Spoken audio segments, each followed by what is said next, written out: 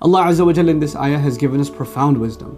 When you become people of salat, the opposite is true. When you become people of salat, your heart softens towards Allah. And if your heart softens towards Allah, then necessarily it softens towards Allah's creation. And you start looking around you of who you can give, who you can help. It's supposed to be a natural consequence, and the opposite is also true. If you're making salat, but your salat doesn't make you want to give, then maybe there's something wrong with that salat. Because one should lead directly to the next. It should be a natural consequence. You see, salat to us, to the Muslim, if you study Quran, you study the concept of salat in the Quran, salat to us is like a seed. And it keeps bearing these different kinds of fruit.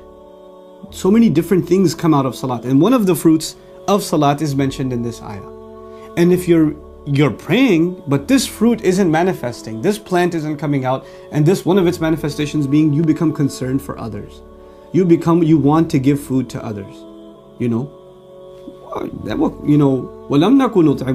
would never even consider it. That thought didn't even cross our minds. Subhanallah.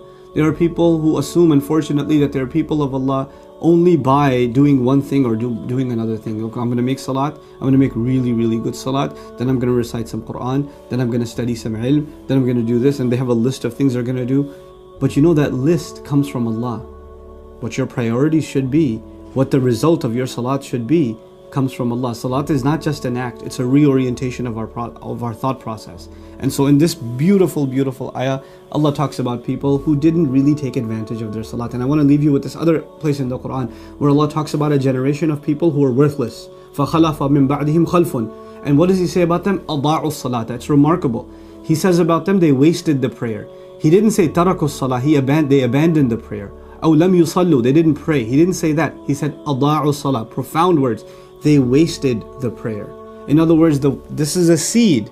If you don't water it, if you don't let its fruits come out, its manifestations yield, for those things to become reality, then you wasted this beautiful seed. Salat is something that should bring other things to life. That's what it's supposed to do. So may Allah Azza wa Jal make us people of real salat. People that when they make salah, it leads to something. It leads to them wanting to concern themselves with the needs of others. And they don't become insensitive to that, so the only thing they worry about is entertaining themselves. وَكُنَّا نَخُوضُ مَعَ الْخَائِضِينَ حَتَّى أَتَانَا الْيَقِينَ. Until and we stayed this way until وَكُنَّا نُكَذِّبُ بِيَوْمِ الدِّينِ حَتَّى أَتَانَا الْيَقِينَ. We lived a carefree life. We didn't even think about Judgment Day until the final conviction came to us, which is death itself. May Allah wake us up well before al-yaqeen comes to all of us. May Allah Azza wa Jal make us a people of salah and make us a people who give.